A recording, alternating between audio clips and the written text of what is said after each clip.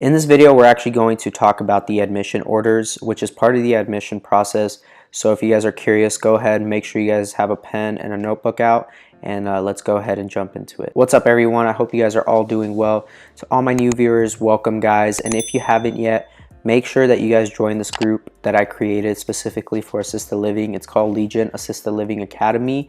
And to all my reoccurring viewers, guys, thank you so much for all the support. And let's go ahead and jump into the topic of this video. Admission orders are such a critical aspect of the admission process, and it's something that's often overlooked due to the fact that it's seriously one piece of paper, okay? It is one piece of paper that state will ding you on, and by ding, I mean they'll give you a deficiency on, and you'll have to do a plan of correction or even pay a fee. But guys, this is literally one of the most important forms in the admission process and in the admission package.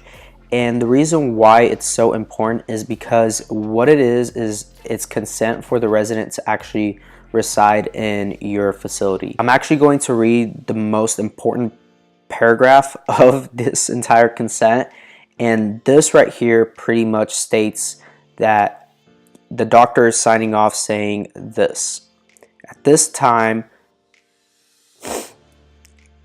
time of this admission, it is determined upon assessment the resident's needs are within the facility's scope of practice, and this person's needs will be best met by the documented delegated personnel of the facility under the direction of all medical practitioners' orders for medication and treatments, which can additionally be met for, and these are check marks if the resident requires any of this stuff. Behavioral care is bedbound, chairbound, the stage 3 or stage 4 ulcer, or not applicable.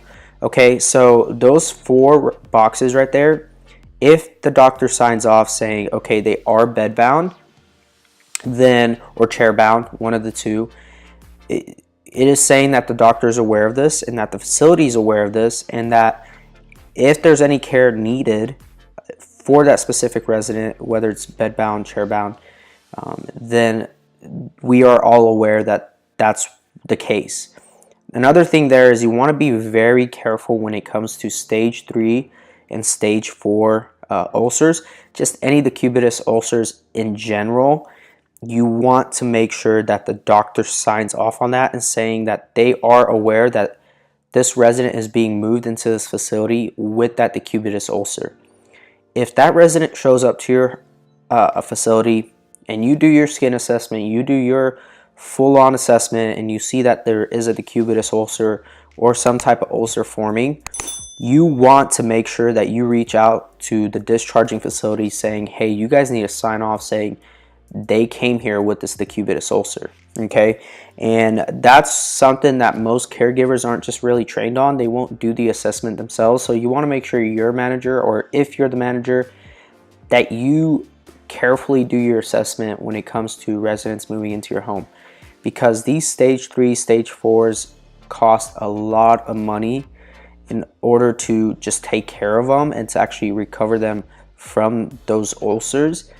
And I don't know if any of you guys have seen any of this, but everybody that's probably on my channel is somewhat aware of what a decubitus ulcer is. And if you aren't, just go Google it. They are gruesome, especially if they're at stage 3, stage 4. Even stage 2, any just ulcer in general.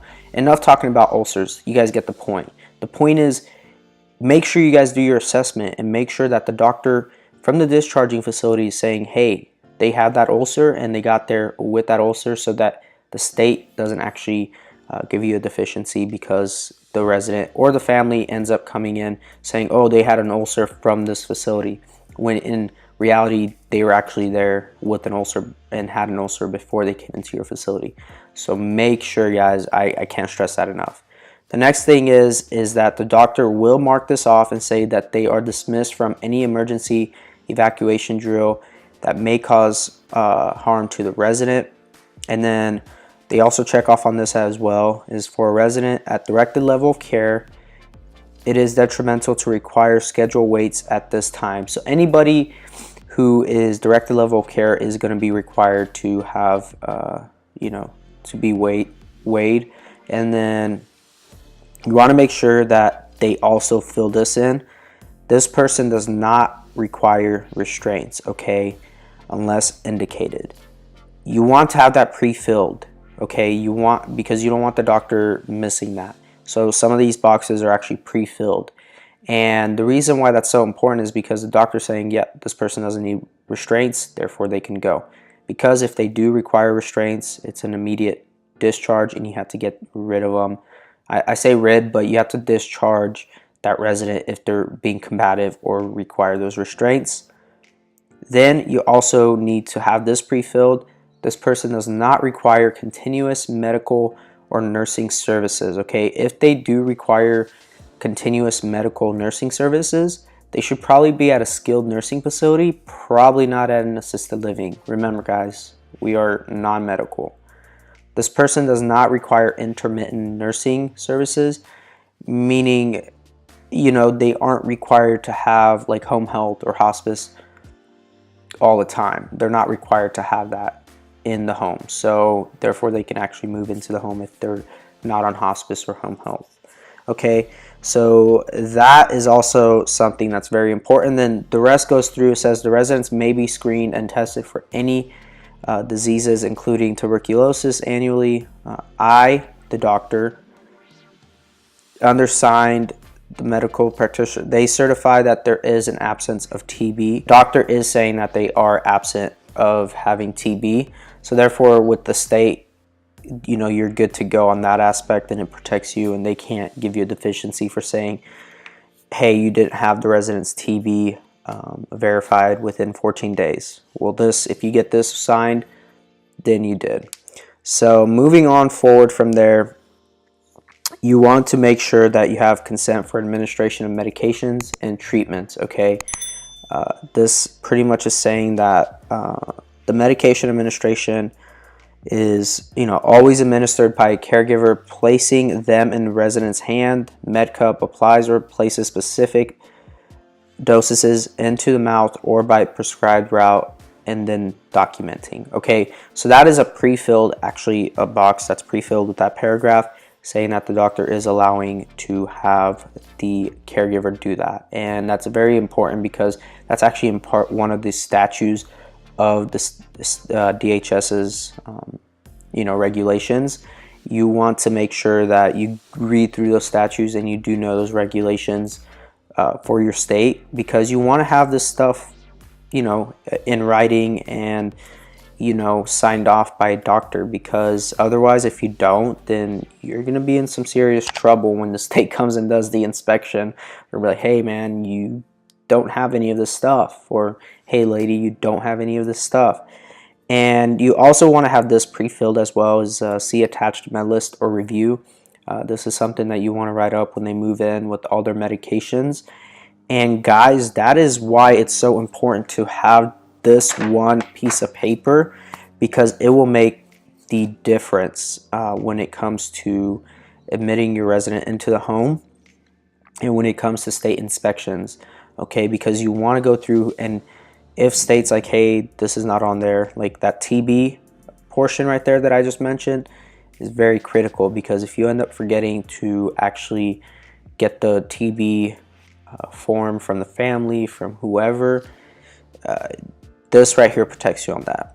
This also protects you on the statute, at least here in the state of Arizona. And if you are in the state of Arizona, this protects you on the part that it says that the medical practitioner needs to give approval for the caregivers to actually give medication. So that's actually pre-filled already.